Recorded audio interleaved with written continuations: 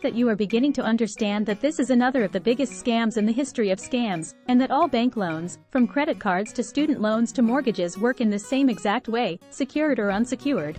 Again, this is how money is created into the economy, per the rules of the Federal Reserve Bank, the private corporation unaffiliated with our government or our nation, who control our monetary policy and can destroy the value of the dollar at any time they choose.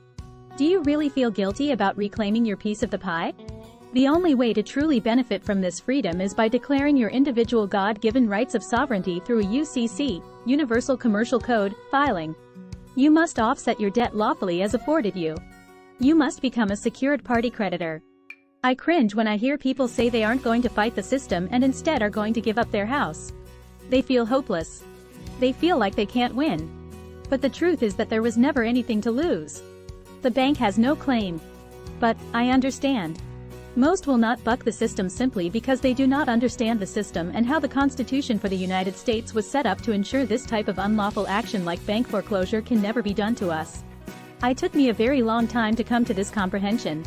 This is how freedom works, and it only works if you claim it. This is the forbidden knowledge. I guess it all boils down to this. What is an education? Rational thought, self-awareness, and sovereignty is not taught in school. And law is not the prevailing wisdom in law school.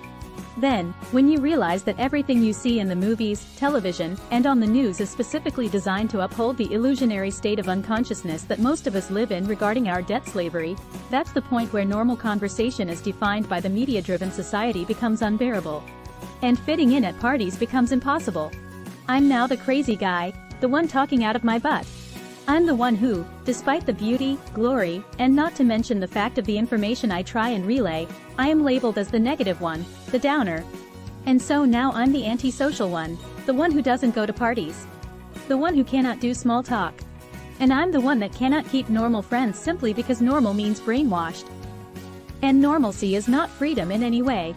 The friends I have made are necessarily informed or at least curious, somewhat awake, and want to learn what I have already learned or want to teach what I am seeking to learn.